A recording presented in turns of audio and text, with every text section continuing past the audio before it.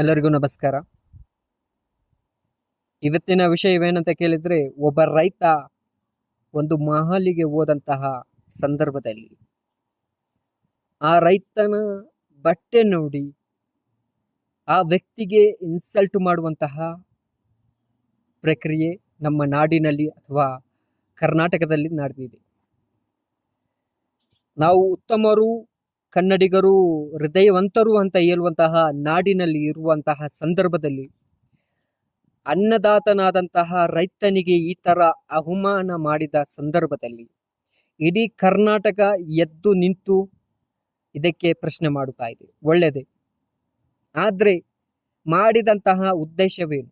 ಆತ ನಮ್ಮ ಕನ್ನಡಿಗನೋ ಅಥವಾ ಹೊರ ರಾಜ್ಯದಿಂದ ಬಂದವನೋ ಅದು ಗೊತ್ತಿಲ್ಲ ನನಗೆ. ಆದ್ರೆ ಹೊರ ರಾಜ್ಯದಿಂದ ಬಂದ ಯಾವುದೇ ಒಂದು ವ್ಯಕ್ತಿ ನಮ್ಮ ಕರ್ನಾಟಕದ ಅಥವಾ ರೈತನಿಗೆ ಇಂತಹ ಅವಮಾನ ಮಾಡುವುದಾದರೆ ಇನ್ನು ಮುಂದೆ ನಮ್ಮ ಕರ್ನಾಟಕದಲ್ಲಿ ಇಂತಹ ವ್ಯಕ್ತಿಗಳು ಅಥವಾ ಕರ್ನಾಟಕ ರೈತರು ಅಥವಾ ನಮ್ಮ ನಾಡಿನ ನೆರೆ ರಾಜ್ಯದವರು ಯಾರಾದರೂ ಸಹ ನಮ್ಮ ಕರ್ನಾಟಕದಲ್ಲಿ ಇನ್ನು ಕೆಲಸ ಮಾಡಬಾರದು.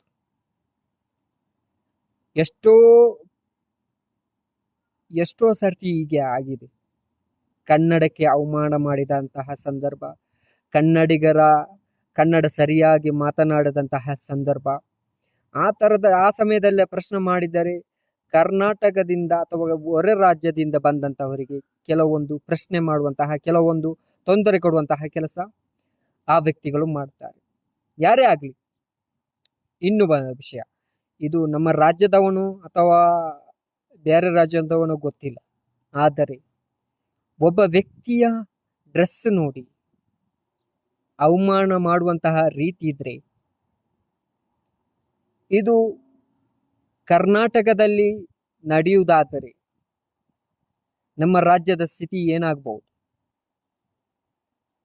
ಅನ್ನದಾತರು ಅಂತ ನಾವು ಪೂಜಿಸುತ್ತಿರುವಂತಹ ರೈತರು, ನಾವು ಕನ್ನಡಿಗರು ಅಂತ ಹೆಮ್ಮೆಯಿಂದ ಓಡಾಡುವಂತಹ ಸಂದರ್ಭದಲ್ಲಿ ನಮ್ಮ ರಾಜ್ಯದಲ್ಲಿ ಇಂತಹ ಘಟನೆ ನಡೆದರೆ ನಮಗೆ ನಾವೇ ತಲೆ ತಗ್ಗಿಸುವಂತಹ ಕೆಲಸ ಮಾಡಬೇಕು. ನಮ್ಮ ರಾಜ್ಯದಲ್ಲಿ ಕನ್ನಡ ಪರ ಹೋರಾಟಗಾರರು ತುಂಬಾ ಮಂದಿ ಇದ್ದಾರೆ, ರೈತ ಪರ ಹೋರಾಟಗಾರರು ತುಂಬಾ ಮಂದಿ ಇದ್ದಾರೆ.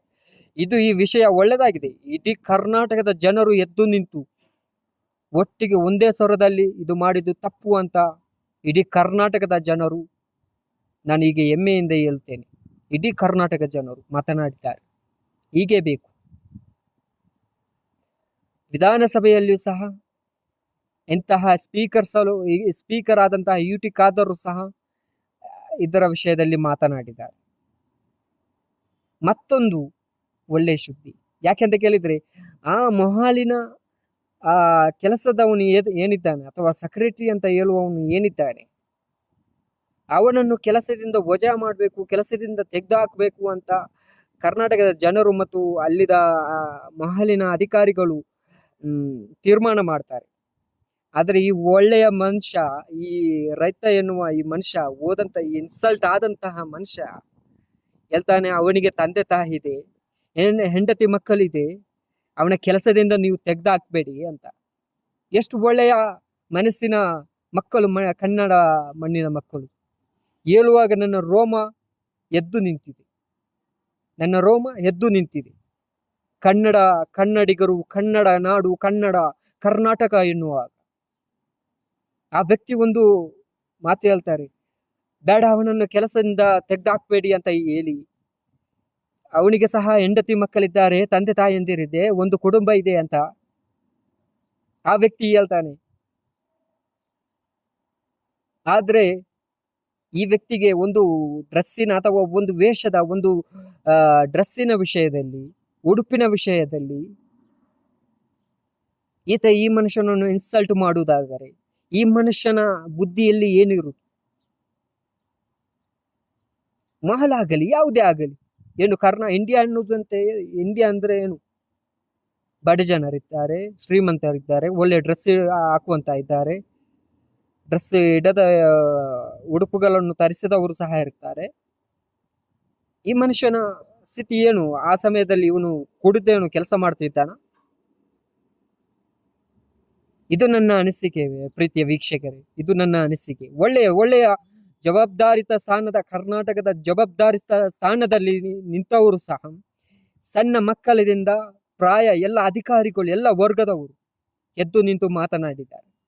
ಇದು ಒಂದು ಕರ್ನಾಟಕಕ್ಕೆ ಒಳ್ಳೆಯ ಬೆಳವಣಿಗೆ. ಅದು ಯಾವ ವಿಷಯದಲ್ಲಿ ಸಹ ಹಾಗೆ ಆಗ್ಬೇಕು. ಜಾತಿ ಮತ ಭೇದ ಪಂಗಡ ಬಿಟ್ಟು ಎಲ್ಲರೂ ಸಹ ಎದ್ದು ನಿಂತ ಸಂದರ್ಭದಲ್ಲಿ ಇಡೀ ಕರ್ನಾಟಕವನ್ನು ಸುದ್ದಿಯಾಗಿ ಹೋಯ್ತು. ಇಡೀ ನಾಡು ಸುದ್ದಿಯಾಗಿ ಹೋಯ್ತು. ಈ ತರ ಬೇಕು. ಇದು ನಮ್ಮ ಕರ್ನಾಟಕ.